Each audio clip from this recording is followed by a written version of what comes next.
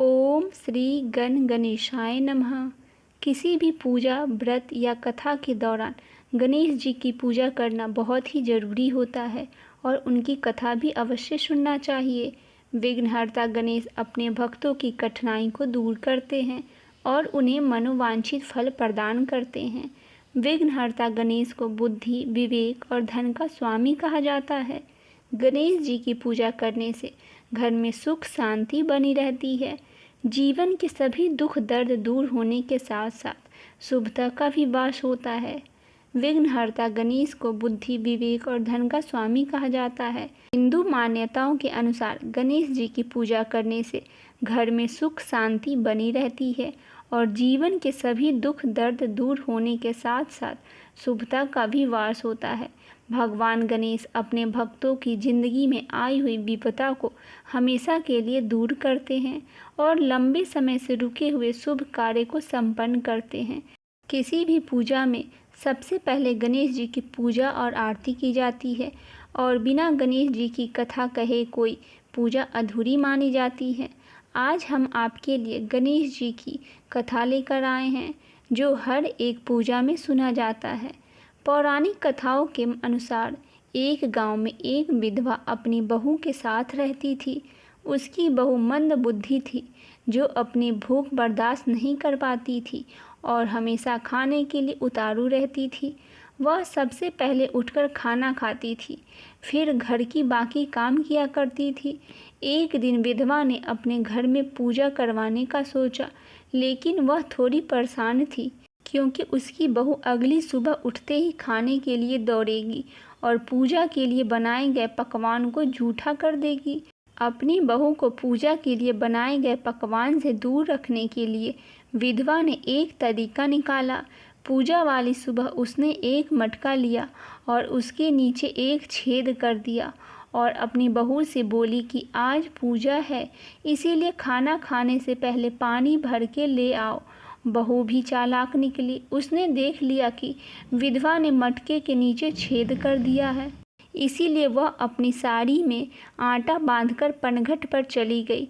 वहां उसने आटा निकाला और कुएं के पानी की मदद से बाटियां बनाने लगी। कुएं के पास ही एक शमशान घाट था जहां चिता जलाई जा रही थी। बहू ने उसकी आंच में अपनी बाटियां सेक ली। उसकी बाटियां सूखी थी तो वह पास में ही गणेश जी की मंदिर चली गई जहां गणेश जी को किसी ने चोला चढ़ाया हुआ था। उसने देखा कि गणेश जी की तोंद पर घी लगा हुआ है। उसने उस घी को अपनी बाटी पर लगा लिया और उसका भोग गणेश जी को लगाकर वह बाटी खा ली और घर वापस चली गई। बहू की इस हरकत पर गणेश जी को बहुत गुस्सा आया और उन्होंने गुस्से में आकर अपनी नाक पर उंगली चढ़ा लिया। जब गांव वालों ने देखा कि गणेश जी ने अपने नाक के ऊपर उंगली चढ़ा लिया है तो उन्हें मनाने के लिए बहुत जद्दोजहद किया गया, लेकिन गणेश जी ने अपनी उंगली वापस नहीं उतारी।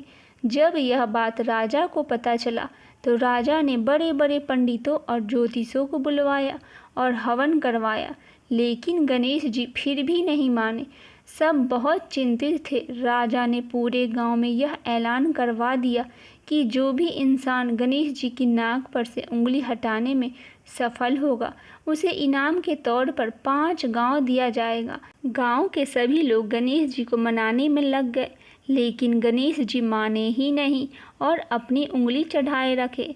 अंत में विधवा की बहू बोली कि अगर सब उसे आज्ञा दे तो वह गणेश जी की उंगली हटा सकती है। उसकी बात सुनकर विधवा हंसने लगी और बोली कि जब बड़े बड़े विद्वान कुछ नहीं कर पाए तो वह कैसे गणेश जी को मना पाएगी।